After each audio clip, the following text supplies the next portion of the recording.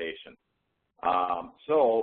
Today, I have the pleasure of introducing our presenter, Rose Haggerty. And Rose currently serves as Houston Independent School District's Manager of Health and Physical Education. In this position, she is responsible for the administration of health and PE programs for students in grades pre-K through 12.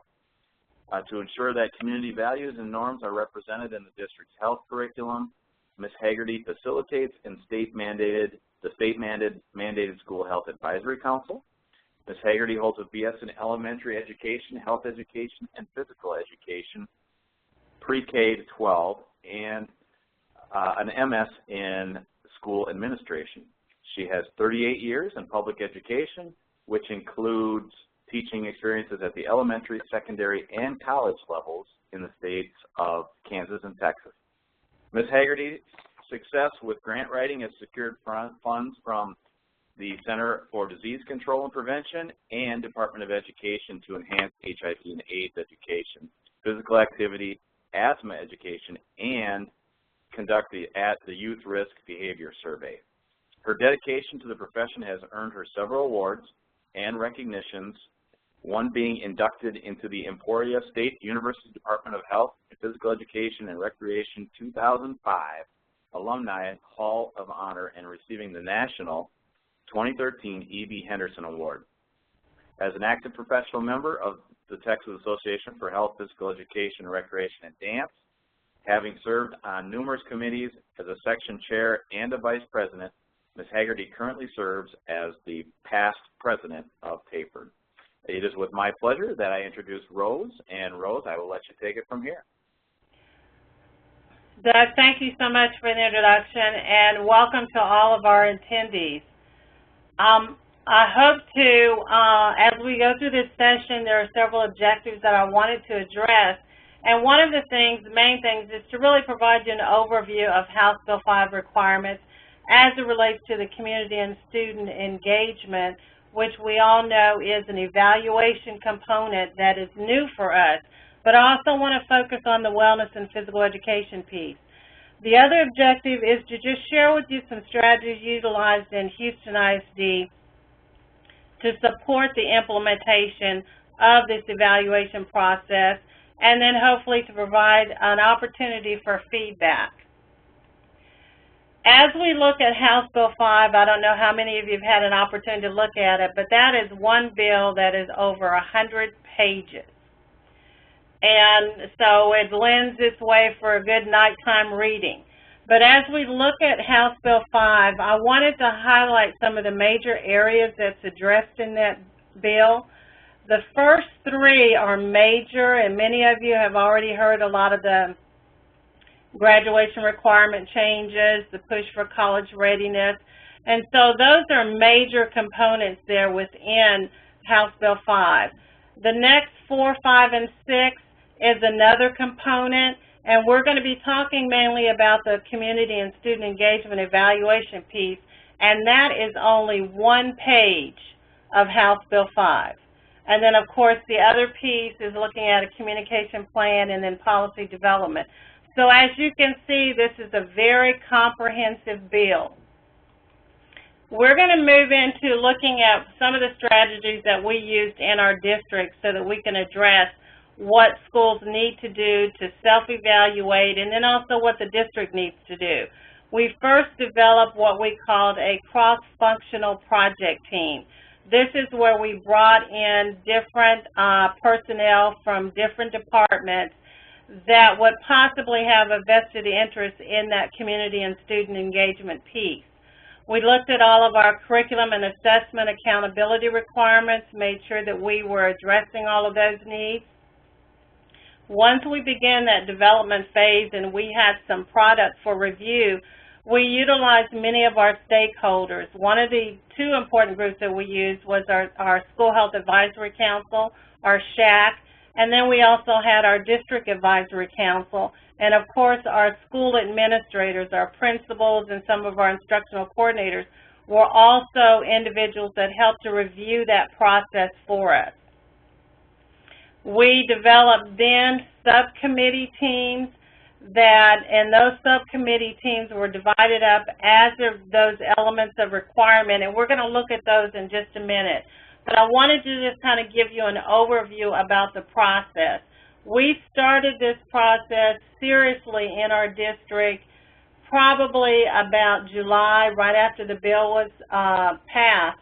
And then I really wasn't brought on board until probably like about late October. And that's when we really started getting all of our committee work done. So as you can see, this is a huge process. It requires board adoption, particularly when we look at policies and making some of those policy changes. So again, House Bill 5 is a very huge bill. The one thing we're going to look at now is our community and student engagement assessment piece. This is where schools and school districts are required to self-assess as it relates to certain activities or certain categories under the community and student engagement. And as you can see here, and I'm going to move my cursor here, where it talks about your evaluation tool and all of those components, we have to look at it within the context of community and student engagement, and then also in compliance. School performances will be rated according to exemplary, recognized, acceptable, and unacceptable. Those are all ratings that our school system and our school personnel is very familiar with. So as we look at community and student engagement, these are the 9 areas that this tool piece will focus on. I am extremely excited about wellness and physical education. And then as I look at all of this, to me it sends a clear message to schools is that we need to make sure that we have things in place so that we can address the needs of the whole child. And that's what this piece is saying to me, and I applaud the state for moving in this direction. Not only does the school, each individual school, have to self-evaluate on these 9 components, the district also has to do it. One interesting thing about House Bill 5 is everything in House Bill 5 does not apply or does not go into action until the 14-15 school year, except the community and student engagement piece. This piece, schools and districts will need to evaluate or rate themselves during this school year. So even though that bill was passed, let's say May of last school year or spring, the implementation for this evaluation tool is for the 13-14 school year, with the reporting being sent to TEA at the beginning of August. So this is something that schools need to be doing now. As a district, one of the things that we have decided to do is that, and it's based on when this law came into effect, and then the short time frame for school districts and schools to fully prepare for this evaluation. So we have developed a tool that's going to give the schools some option here. And we, as you can see here, we asked them first of all to put together a campus team. And we gave them some suggestions on who should be on that campus team. And our hope is that looking at those different categories, that they would have representation from each one of those categories on their teams. We've also asked them that once they have identified their team, then the next thing that they would do is that they would select 5 indicators and evaluate their performance based on those 5 indicators that they have selected. So we have what we call that campus, that comprehensive campus tool. And I want to show you what that's going to look like for us. And this one we've actually adopted from what TASA has done, and we're actually going to use this form. And this was actually developed by school administrators. And so I thought it was a real good tool for us to use. And like I said, as a district, this is what we chose to use. So I'm going to click on the wellness and physical education piece. And as you can look here, and I've kind of preliminarily already rated my school on participation in fitness programs. So if I'm going to click here, and you'll see this drop-down menu, all I need to do is scroll down and select, and that's what we're asking our schools to do, is to go through all of these indicators and select which one best fits your school, and then just highlight it, and then it'll click right in. Then we'll go over to the side, and what they'll do is they'll actually rate themselves on that particular indicator. What we are doing as a district is that we have built in, or in the process of building in, a formula to where it would calculate all of their ratings and then give them an average rating. So again, this is our comprehensive form. And then as you can see, we have fine arts, and there's community and parent engagement, all of the components in House Bill 5. We will be asking them to do all of those. So again, once you indicate or identify your indicators that you want to use, you're going to have to also provide a descriptor and let us know what you have to support that particular rating that you have presented. And so again, this is what we're using for our schools, and I think for once our principals saw this and they saw that we were giving them enough tools to help them through this process.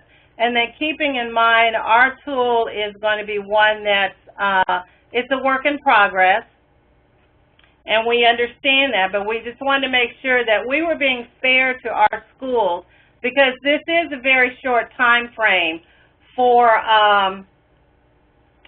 this requirement as the state has set forth for us. So once they've done that, they're going to transfer it to a campus summary assessment tool, and I'm going to show you that in just a minute. And once it's on the campus summary assessment tool, then we'll have a data clerk that will enter it into Chancery, and then representatives from federal and state compliance will actually upload it into PEAMS, and they'll send it on to TEA for that August requirement. So as we go, and then I want to show you, these are the other two documents. These are district-developed documents. So the first one I'm going to show you is one that we use for our campuses. And as you can see, the space is very limited, and so we have to actually make the statements very broad so that, number one, it can get in that space, but then it also would not lose the importance of each one of those categories. So let's say that on our comprehensive form, we've completed our wellness piece, and so we're going to rate ourselves here. We're going to give that summary rating that we have. And all of these have a numeric value, so that once all of these scores are put in, or their ratings are put in for each one of these categories, then that numeric formula will give them an overall summary or an overall rating. If we look at the bottom, then we have a legend that gives us a descriptor of each one of those ratings, what that could possibly mean on the campuses. And our principals really seem to like this. It gave them a good gauge in regard to what it is they can do for that particular area. And again, it has to be signed off by the school principal. So this is what our district one looks like, our campus one.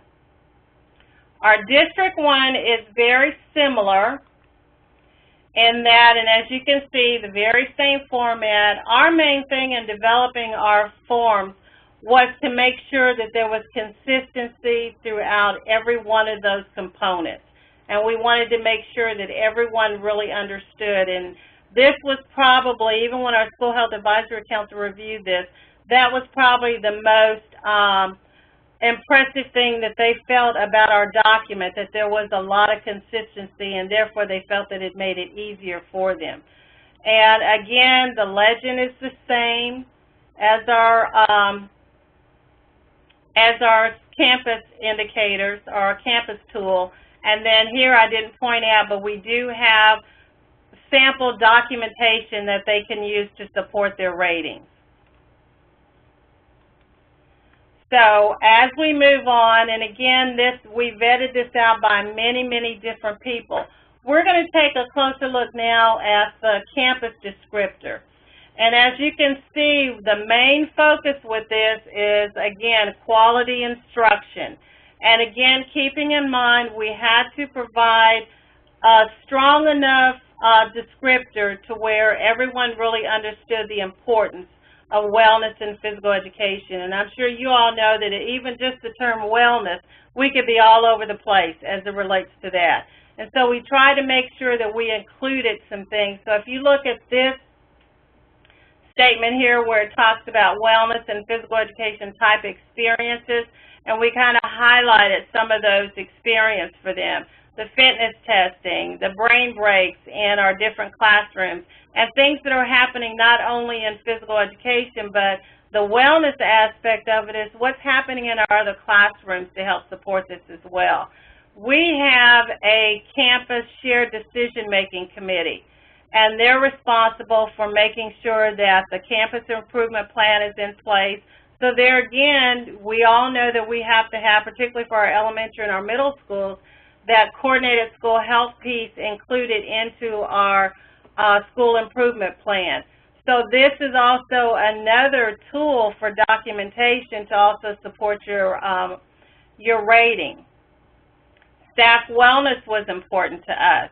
And you can also see some other indicators here that relate to health and medical services as well.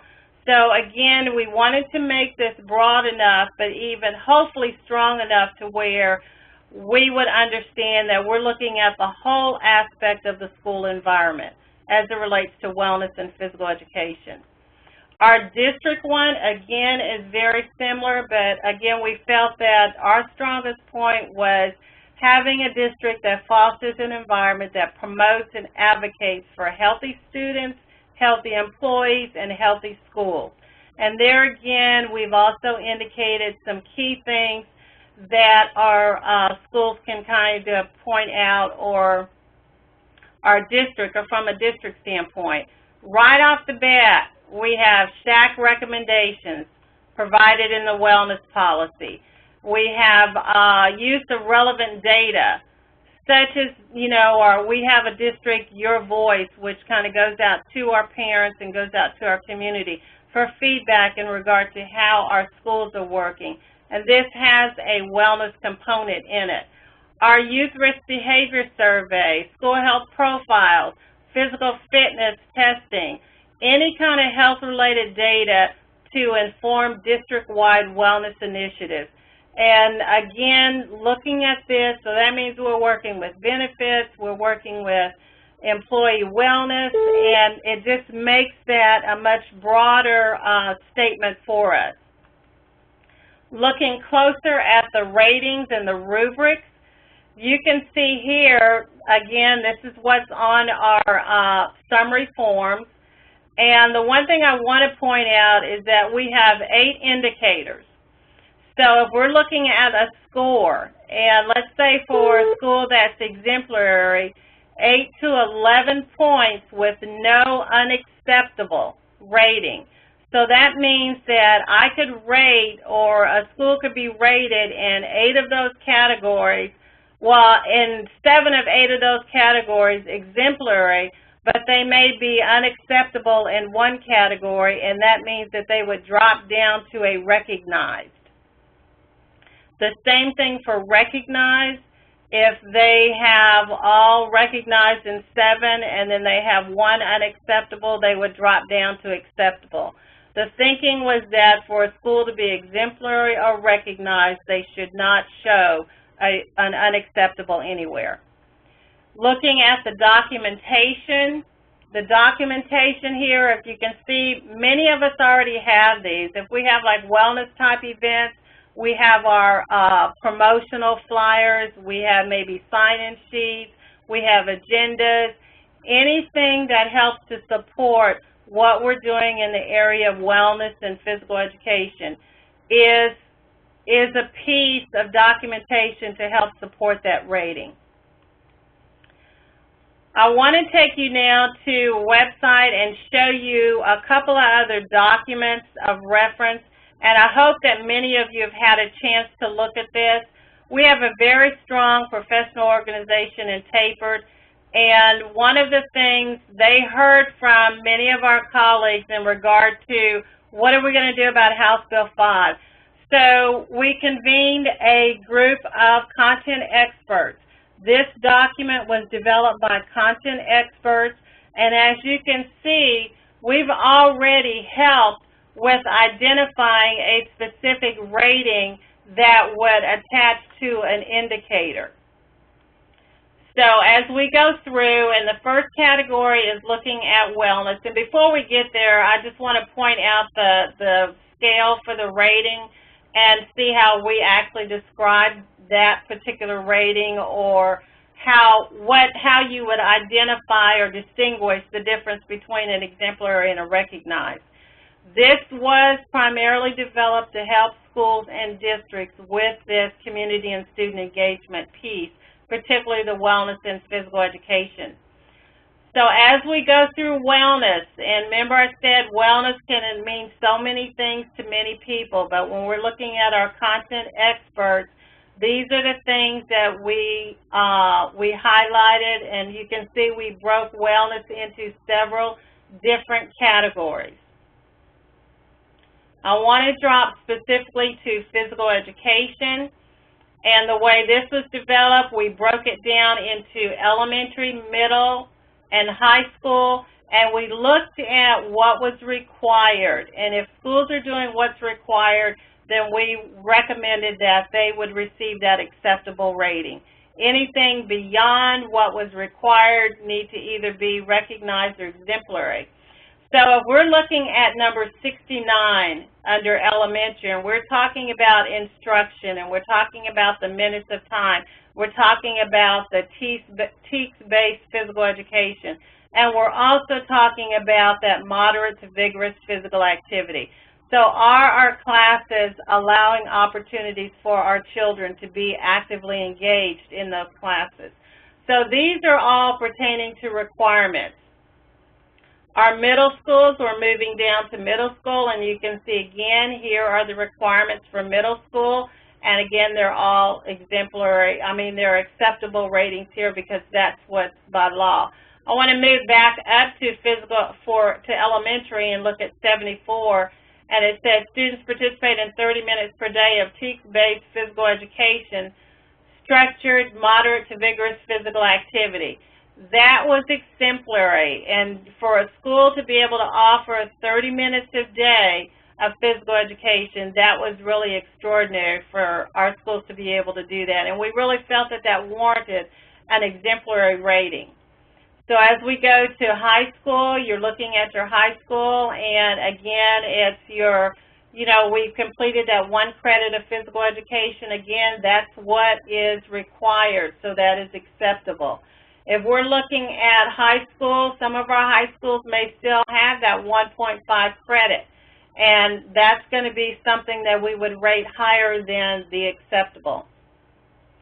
Again, going down, we've already categorized, we're still in physical education, and you can see here where all grades, these are indicators that apply to all grades.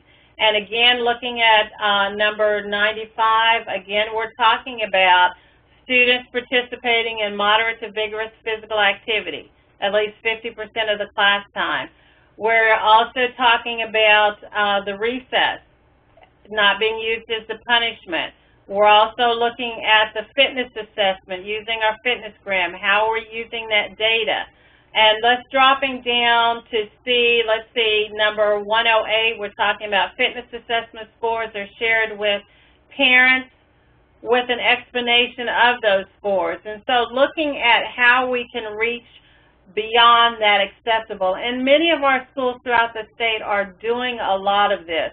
So again, looking at your physical activity, how are we making sure that our students are engaged into that moderate and vigorous physical activity? This at the bottom where we started over wellness and physical education, this is more from a district standpoint. So please know that these are just suggestions that our content experts from throughout the state provided for you, but we also wanted to just make sure that that is a tool for you to use.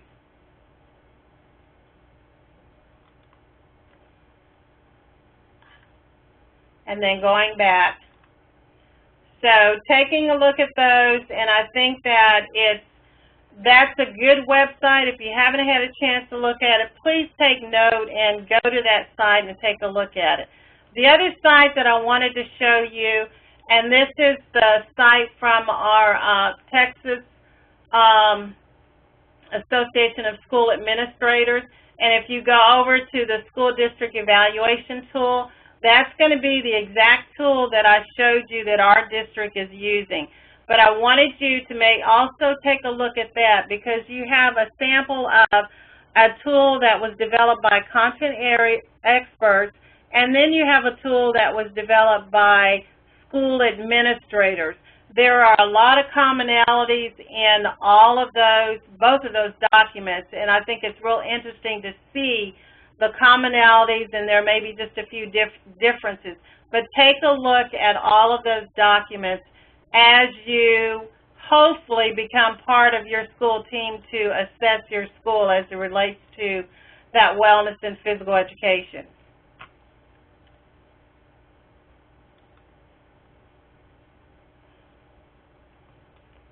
And as we go and moving into the last, I want to close in terms of thinking. I wanted to give you some things to think about.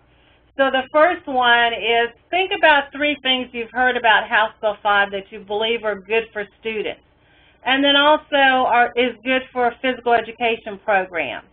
And I think as we look at House Bill 5, when we look at it from a positive standpoint, this really is a win-win for health and physical education, wellness and physical education, because it puts us out there as a priority now. And it also lends way for us to advocate, promote, and obtain support for our programs. So again, think about that. Think about what's going to be good about this for our students in our physical education programs. The other one is also think about at least 2 concerns that you have about implementing House Bill 5 in your school. One of the things that I tell my teachers is that sometimes we don't get invited to the party, and we have to find ways to invite ourselves. So I would suggest, now that you know about House Bill 5, and for the wellness and physical education piece, the individuals who have the most information and documentation to support that is going to be your physical education teacher and possibly your school nurse. Those are the ones that generally deal with wellness and physical education. So I tell my teachers, go to your principal and say, look, I just heard about House Bill 5. I understand that there is an evaluation tool under community and student engagement. There is a wellness and physical education piece. How can I help? Or go to that administrator with documentation. This is documentation that I have to support House Bill 5. Is this something that you can use to help with our ratings? So we need to look at a way that we can turn this into a very positive thing for us. And then if there are any unanswered questions that you have about House Bill 5. I don't profess to have all the questions or all the answers to your questions, but I can certainly have a venue to where I can go help and get that information for you. I hope that what we've shared in regard to what's happening in HISD and how we've attacked the House Bill 5 is helpful to you.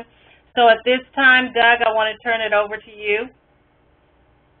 Thanks, Rose. Some awesome information there. And I just wanted to remind everybody that this webinar is being recorded, and then also any questions that you have for Rose and or Bob as he's coming up here shortly, please submit them, and after Bob's presentation here, we will get them addressed.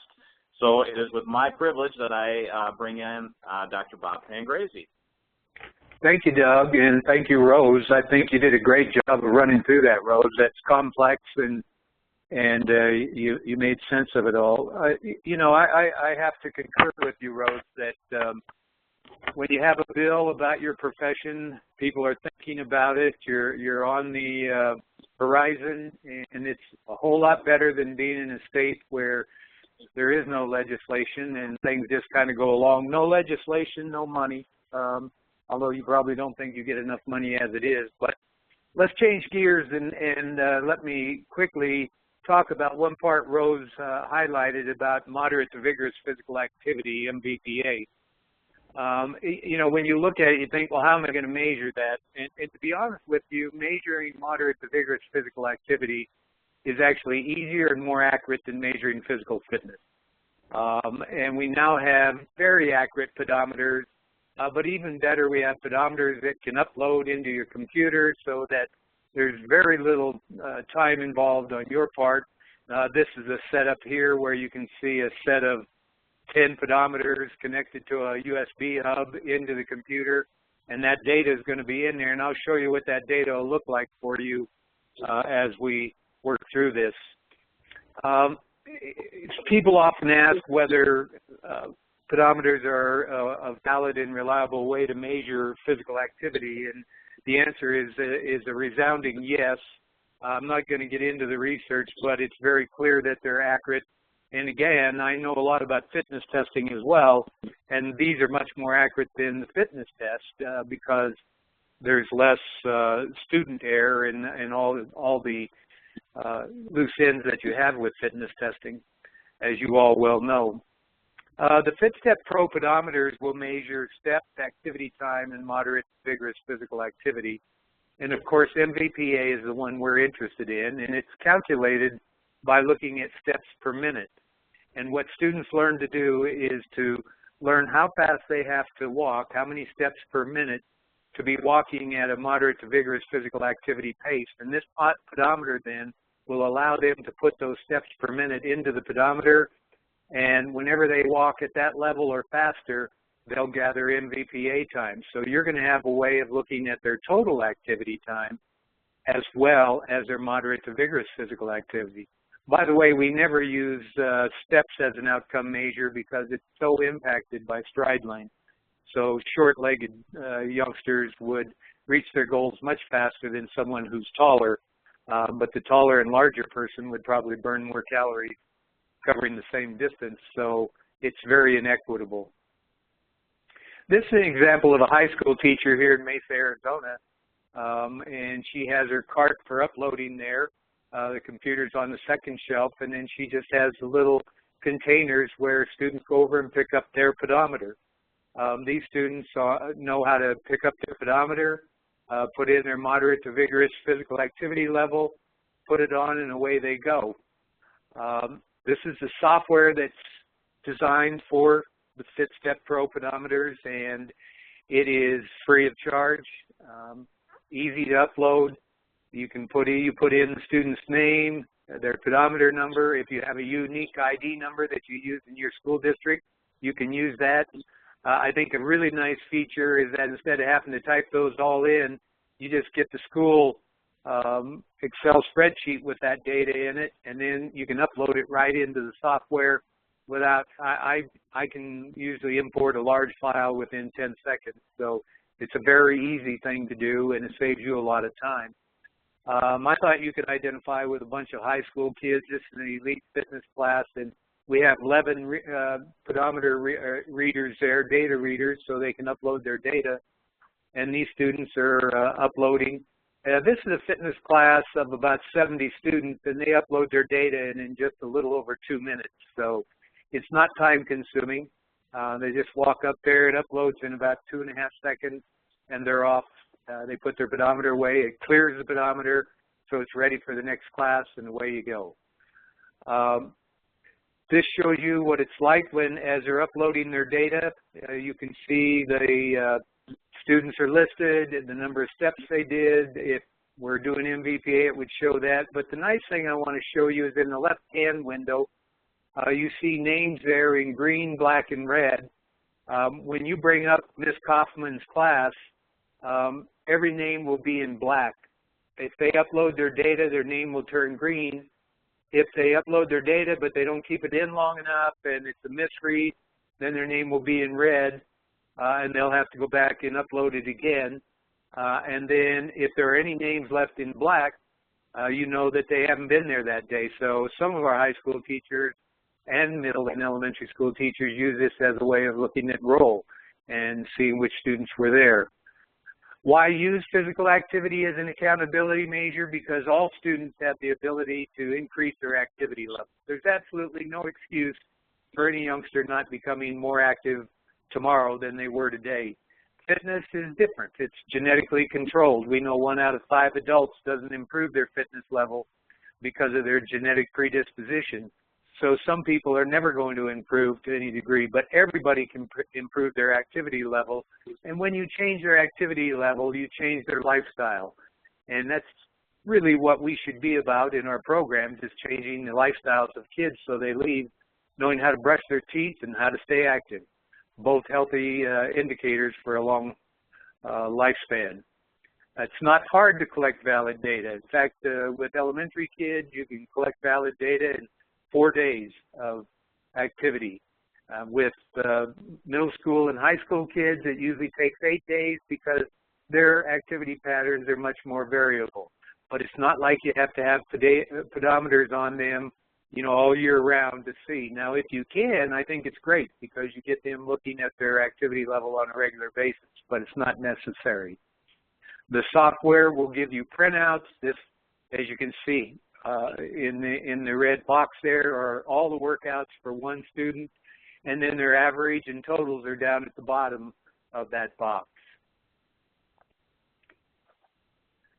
If you're required to send an accountability measure to your supervisor, as we do in Mesa, this shows this PE teacher. This happens to be Maria Court, if any of you know her. These are her fitness classes. She has 4 of them here, and she can send them an average. And one of the things she noted is that the first class in the morning often gathers less activity than classes throughout the day. And a lot of that's because they're getting prepped, putting stuff out and getting ready. And so she looked into how she could remedy that. But if you didn't ever look at the amount of activity, you'd never be able to hold yourself accountable for what you're delivering. And this is a weekly report then that you can deliver for your students. You can see here week by week what a student's doing, and you can choose a date range in the software so you can do it for any time period. This is a monthly report. Again, you can do it month by month. This is January and February. And then finally, maybe somewhere at the end of the semester, you could do a student report if you wanted, and send home my activity report, and it prints out automatically a physical activity report like this that shows each student's average daily MVPA, steps, and activity time, as well as their total over the time period that you choose. So we really do have some great ways to monitor moderate to vigorous physical activity. And, you know, when you couple that with some of the things Rose is talking about and the need for accountability, I think it just works to your advantage to be able to do this and do it easily. But just let me assure you that once you get using pedometers, it's absolutely nothing. It's like a kid wearing a wristwatch. They don't even look at them anymore after a while. They just come up and upload them, and they're on their way, and it's just a regular part of class. It's just that you have to get used to it. And I think with that, I'm going to turn it back over to you, Doug, and we can proceed from there. Great. Thanks, Bob. I appreciate it. And again, two very distinguished presenters here, and I thank you both for doing that for us. One question, and Rose, I think this one is addressed to you, is a question that it says, I heard a rumor that a school has to participate in AHA in order to be rated exemplary. Is this true? And not sure. Maybe Rose isn't with us any longer, but if she I wonder is, if she's muted, Doug. Oh, I'm sorry. I'm not sure. Maybe our hello? Rose. There she yes, is. There Yes, you are. yeah. Okay. I have a question. I heard that in answer to the question, many school districts have the autonomy, or basically all of our school districts have the autonomy to develop the criteria and expectations as they choose. So that may be true in some cases. There may be a stipulation to where if you are do the hoops for heart or jumps for heart, then that would help you to become exemplary. I would try to get as much clarity as I possibly could to really understand what your specific district is requiring and what their expectations are as it relates to those different ratings. Okay. And once again, too, just if you see on the slide there, you can learn more at the gophersport.com/HB5. Everything, all the information about this is going to be at that one website. So anybody that has questions or wants to learn more about that can go right there. Another question, Rose, do you have an example of what would give a school exemplary rating? I know it's a very broad question, but I would think now if I looked at the high school, and let's say that and it's going to have to be a number of things that the schools are doing. If the schools are going way beyond what the expectation is, so for example in high school, if we're still offering 3 semesters of physical education, if we offer health education, if we are providing opportunities for students to do some community engagement type things, if we're providing opportunities for our students to do, let's say like marathon kids, or do things beyond the regular school day but still tapped into physical education. Many of our schools do health fairs. Many of our schools do activities that incorporate, they may do like the Fitness Friday where they bring in parents.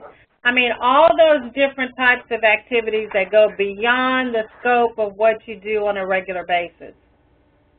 Okay.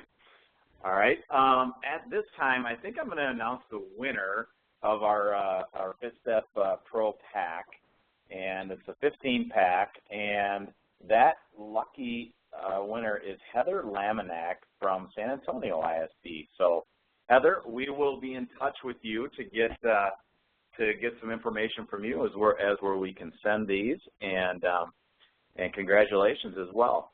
One other question, Rose, and I have, and it's very, very vague, but what are SDMC and Chancery? Okay. The Shared Decision-Making Committee is what we have on each one of our campuses. So they can also kind of serve as your campus level shack, but they look at the whole scope of the school. So it's very much, they operate very much like a campus level shack, but they look at the whole school environment. And since part of our school improvement plan, we have to include coordinated school health. This is the committee that works on that, so why not have that committee continue to look at that whole school environment? Okay. So and the other one with Chancery is what we use. It's like our data system where we do our grading, and all that information is used to upload into, let's say, Teams. So that's the system that we use. Okay. So, and then once again, I know you had mentioned it in your part of the presentation, but data has to be collected and returned back to the state at the beginning of August? Okay, what happens, all they have to do is the school district is responsible for submitting all of the school ratings to the state by August. So, for example, in our district, and I'm not sure if I mentioned that, each one of our schools will have a folder.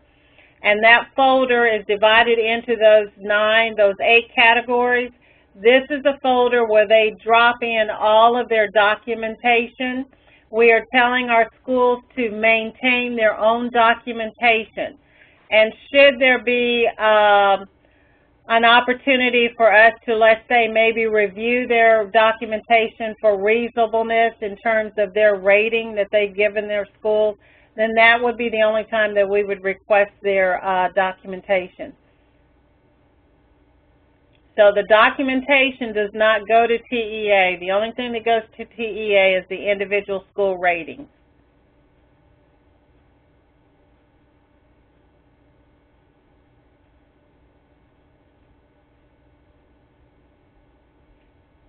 Did we lose you, Doug?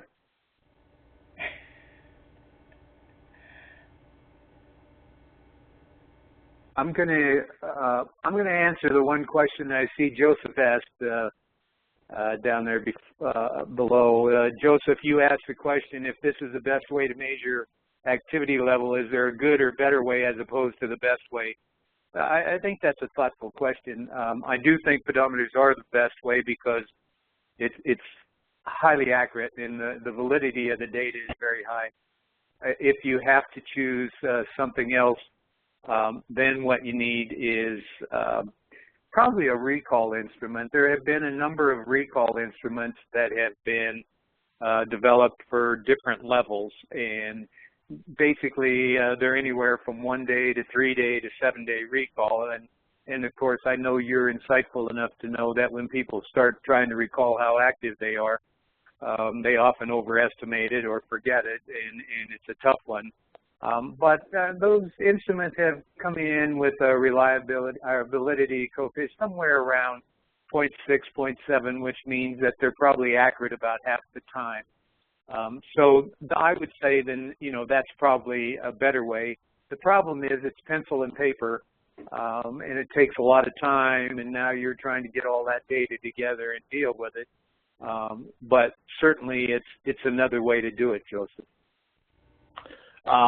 Thanks, Bob. I'm sorry. I technical difficulties here, but I'm back in. So I have one more, just a real basic question for you, Rose, and they're just asking if they can get a copy of the Excel that. Oh, yes. Code. And then right. the other question was how does this apply to private schools? And I would say that I would err on the side of yes, it probably does, because the private schools, are you exempt from the TEA requirements? And I would check with your school administrator to find out. But I think to be on the safe side, it's good that, number one, you did, join us in this presentation, because I think the more of us that really know about House Bill 5 and the real impact that it can have on physical education, and I truly believe that this is positive for us, that we need to really help promote it and advocate for it throughout the state. Very well said, yes. I think at this time we've come to the end of the presentation. So again, I want you to take a look at if you see on the slide there, the learn more at www.gophersport.com/HB5. And I think, again, this webinar is being recorded, so we will send this out, and if anybody has, Doug, this is Rose. Do I have time to make one more comment, because there is a question here in regard to elementaries, their principals meeting with them in order to help complete? Sure, yes, go right ahead.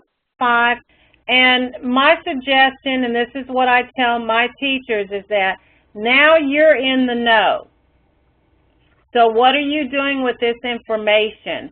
I would suggest going to your building principal and saying, I just finished a webinar on House Bill 5. I understand there is an evaluation tool that has a wellness and physical education component. How can I help assist with that evaluation? Is there documents that you have that you can share with your building principal to show that, number one, you're doing all of that?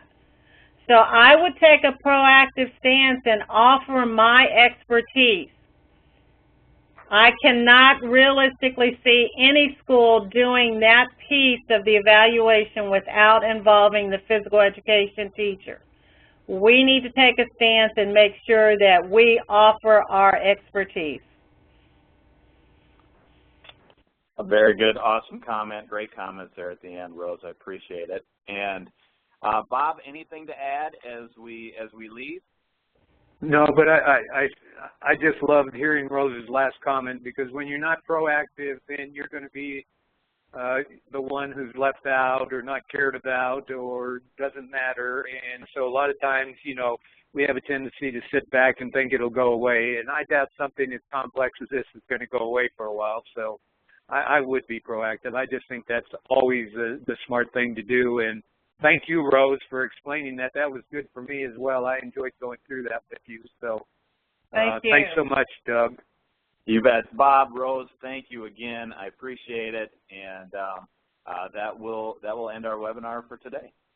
Thank you. Thank you.